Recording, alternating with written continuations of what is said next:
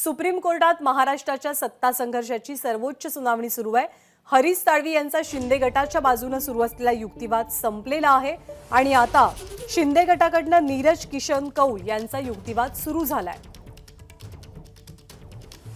आपल्याला अधिक माहिती देतात आपले प्रतिनिधी प्रशांत कदम। प्रशांत, हरीश साळवेंचा युक्तिवाद संपलाय, नीरज किशन कौल पुढचा युक्तिवाद करतात, काय घडतंय कोर्टात? नबाम रेबियाचा मुद्दा जो आहे तो या ठिकाणी केवळ अकॅडमिक गोष्टीपुरता उरलेला आहे असं सांगून हरीश साळवेंचा युक्तिवाद संपला। अर्थात त्यांचा हा मुद्दा कोर्टाने मात्र मान्य केला नाही।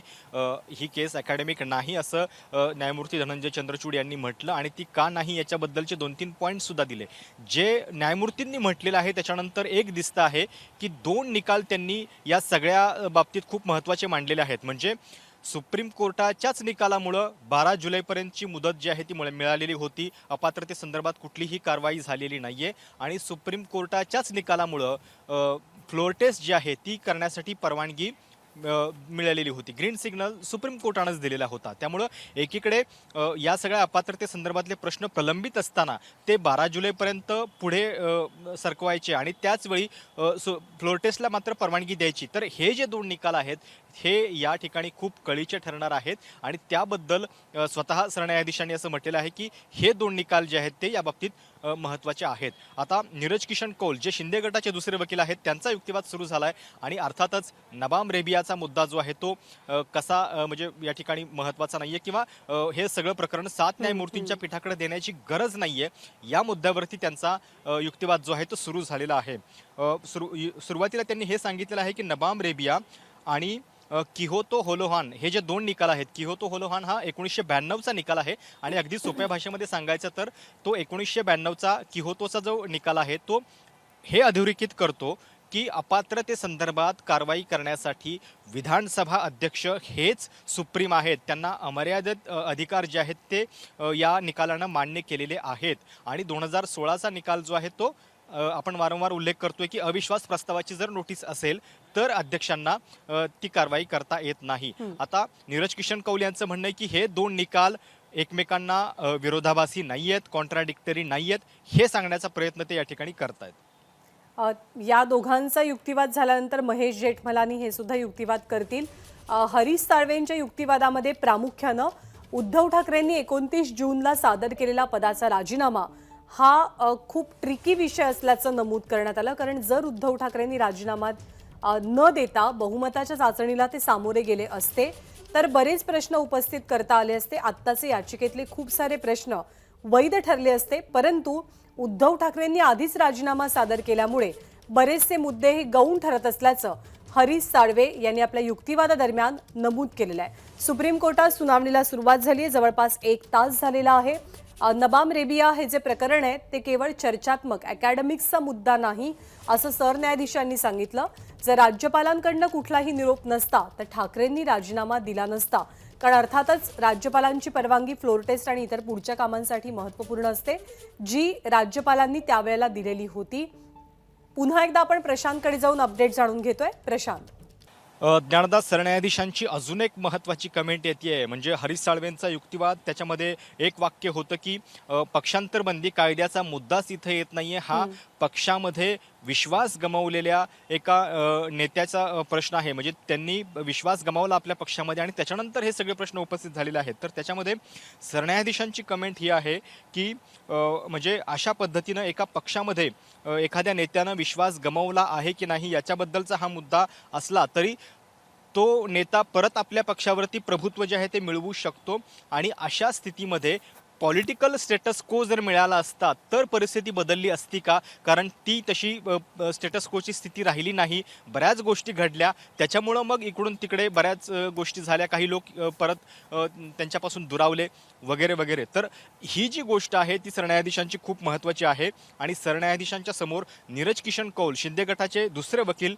यांचा युक्तिवाद सुरू आहे। त्याच्यामध्ये ते पुन्हा पुन्हा सांगू पाहतायत की हे जे 2 निकाल आहेत किहोतो आणि नबाम रेबिया 2016चा एक आहे, एक 1992चा आहे, तर ते त्याच्यामध्ये विरोधाभास कुठलाही नाहीये हे सांगण्याचा प्रयत्न नीरज किशन कौल करतायत। आतापर्यंत 2 वेळेला सरन्यायाधीशांनी टिप्पणी केलेली आहे, जी टिप्पणी अत्यंत महत्त्वाची आजच्या सुनावणी दरम्यान। एक तर टिप्पणी तू आत्ता सांगितली आणि दुसरी नबाम रेबिया प्रकरणासंदर्भातली होती। ती टिप्पणी नेमकी काय होती सरन्यायाधीशांची?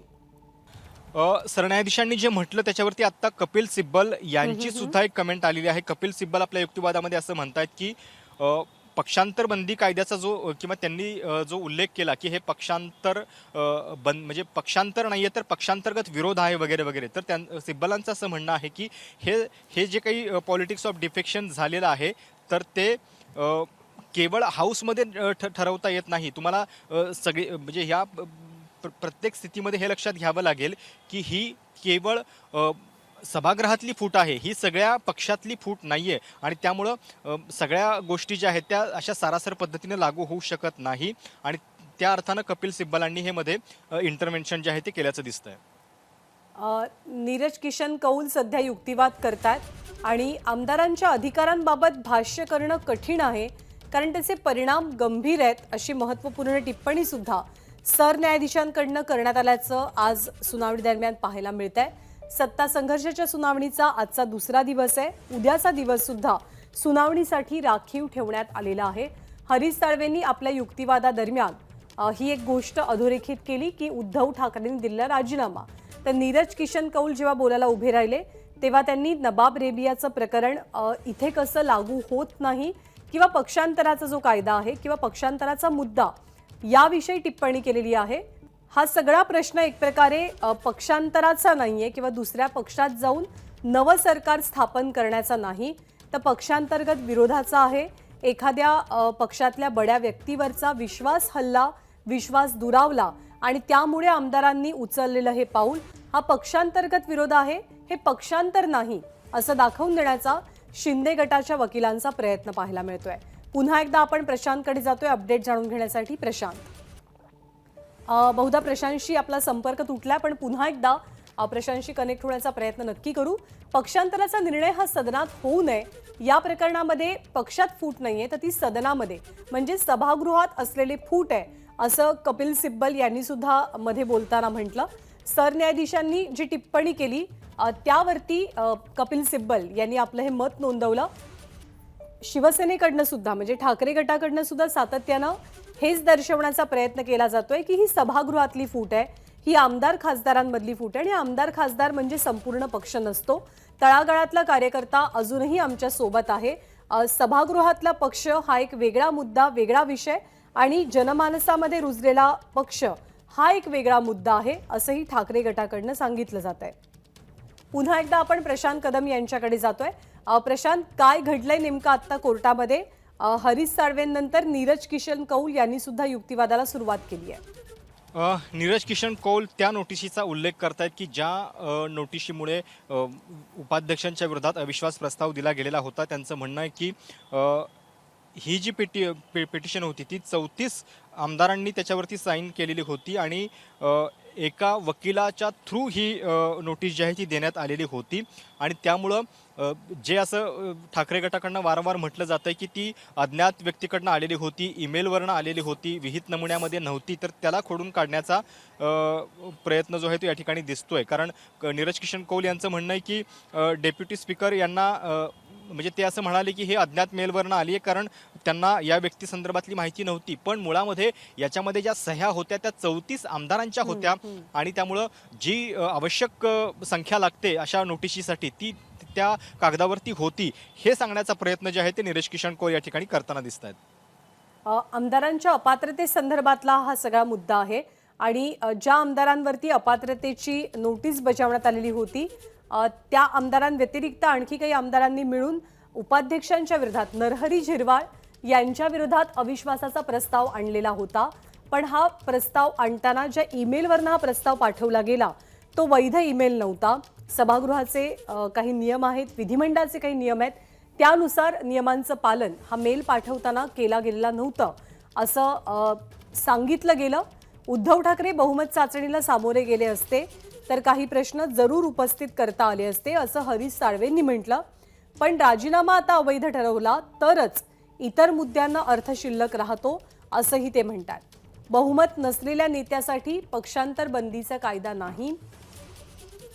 तर राजकीय सभ्यतेचे अनेक पैलू या दरम्यान आपल्याला पाहायला मिळतात. अखेर हा सगळा चर्चेचा मुद्दा आहे, अकॅडमिक्सचा हा विषय आहे. असं हरीश साळवेंनी म्हटलं. राजकीयदृष्ट्या ही बाजू योग्य आहे, मात्र कोर्टाच्या भाषेत बहुमत चाचणी टाळणं असंच आपण म्हणू शकतो. नबाब रेबिया प्रकरण योग्य किंवा अयोग्य हे राजकीय परिस्थितीवरती ठरतं अशी टिप्पणी सरन्यायाधीशांकडनं झाली. म्हणजे तुम्ही कोणत्या बाजूनं आहात त्या बाजूनुसार तुम्ही नबाब रेबिया प्रकरणाचा समावेश आपल्या प्रकरणामध्ये करून घेता अशी टिप्पणी कोर्टाकडनंही झाली. पुन्हा एकदा आपण प्रशांतकडे जातोय. प्रशांत, अपडेट्स काय मिळतात? ज्ञानदा उपाध्यक्ष नरहरी झिरवाळ यांच्या विरोधात जी नोटीस गेलेली होती त्या नोटिशीवरून कपिल सिब्बल आणि नीरज किशन कौल यांच्यामध्ये एक छोटीशी शाब्दिक चकमक झालेली आहे. कारण नीरज किशन कौल यांनी आपल्या युक्तिवादामध्ये असं म्हटलं की 21 जूनला ही नोटीस पाठवली गेलेली होती. त्याच्यावरती 34 आमदारांच्या सह्या होत्या आणि एका ॲडव्होकेटच्या मेलवरनं ती गेलेली होती. त्याच्याबद्दल उपाध्यक्षांना माहिती नव्हती आणि त्यामुळे त्यांनी तो मेल अज्ञात आहे असं ठरवलं. त्याच्यानंतर कपिल सिब्बल यांनी उठून सांगितलं की तुम्ही तुमचे फॅक्ट्स तरी चेक करा, नीट सांगा कोर्टाला माहिती, कारण तो मेल जो आहे तो 21 तारखेला आलेला नव्हता, तर तो 24 तारखेला आलेला होता. अर्थात त्याच्यावरती नीरज किशन कौल यांनी म्हणाले की तुम्हाला संधी मिळेल तेव्हा तुम्ही बोला, आत्ता मध्ये मला इंटरप्ट करू नका. शिवाय नीरज किशन कौल यांचं अजून एक वाक्य जे आहे ते खूप महत्त्वाचं आहे.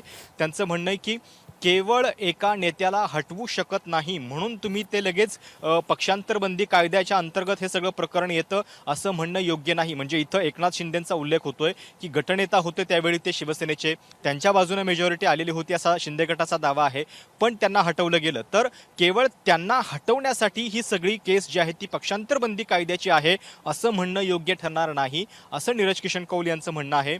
आम्हीच खरी शिवसेना आहोत हे त्यांनी कोर्टाला परत सांगितलेलं आहे. आणि दुसरीकडे त्यांचं म्हणणं आहे की जर आपण पक्षांतर्गत लोकशाहीची चर्चा करत असू तर बहुतांश आमदारांनी असं म्हणणं की उद्धव ठाकरे हे आम्हाला नेता म्हणून मान्य नाहीत हे चांगल्या लोकशाहीचं लक्षण आहे. अशी लोकशाही प्रत्येक ठिकाणी दिसायला पाहिजे असा युक्तिवाद नीरज किशन कौल यांनी केलेला आहे.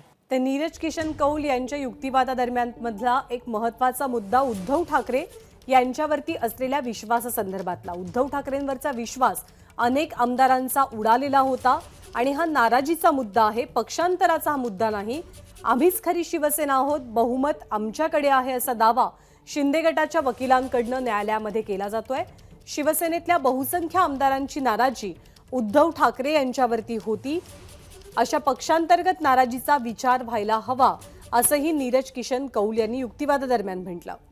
आपण पुन्हा एकदा प्रशांतकडे जातोय. प्रशांत, आमदारांच्या नाराजीचा मुद्दा आणि हे सगळं प्रकरण म्हणजे मुख्य म्हणजे सगळं प्रकरण पक्षांतर बंदीमध्ये कसं नेमकं बसत नाही हेही दाखवण्याचा प्रयत्न शिंदे गटाकडनं सातत्यानं होत असल्याचं पाहायला मिळत आहे.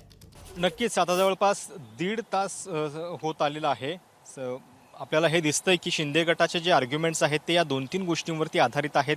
एकतर मुळामध्ये त्या फ्लोर टेस्ट न होण्याचा त्यांनी खुबीनं या सगळ्या युक्तिवादामध्ये वापर केलेला आहे. हरीश साळवेंनी सांगितलेलं आहे की जर फ्लोर टेस्टच झालेली नाही तर हे सगळे मुद्दे जे आहेत ते गैरलागू ठरतात. शिवाय त्यांचं म्हणणं हे पण होतं की नबाम रेबियाचा प्रश्न जो आहे तो आता केवळ अकॅडमिक प्रश्न उरलेला आहे की त्याच्यातनं काय होतंय काय नाही, कारण आता नवे विधानसभा अध्यक्ष निवडले गेलेले आहेत आणि कायद्यानुसार त्यांच्याकडे अधिकार जे आहेत ते यायला पाहिजेत. त्याच्यामुळं आधीच्या बाबत काय झालं, त्यांच्या अपात्रतेच्या नोटिशींना म्हणजे तेव्हा त्यांनी ती कारवाई ते करू शकलेले नाही आहेत वगैरे, हे सगळे मुद्दे आता केवळ अकॅडमिक ठरलेले आहेत असं हरीश साळवे यांचं म्हणणं होतं. त्याच्यानंतर नीरज किशन कौल जे शिंदे गटाचे दुसरे वकील आहेत त्यांचा युक्तिवाद आहे आणि साहजिकच पक्षांतरबंदी कायदा की ज्याच्या आधारावरती ही सगळी केस उभी केलेली आहे ठाकरे गटानं, तर त्याच्या संदर्भात त्यांचं म्हणणं आहे की केवळ तुम्ही एका नेत्याला हटवू शकत नाही आपल्या पक्षातनं आणि ते हटवणं तुम्हाला कठीण जातंय म्हणून त्याला पक्षांतरबंदी कायद्याचं स्वरूप देणं हे चुकीचं आहे असं नीरज किशन कौल यांचं म्हणणं आहे. अर्थात हे सगळे युक्तिवाद जे आहेत ते जेव्हा म्हणजे आपण कायदा बघतो तेव्हा त्या बाजूनच सगळे युक्तिवाद होत असतात, त्या दृष्टीनं सगळ्या घटना बघितल्या जात असतात.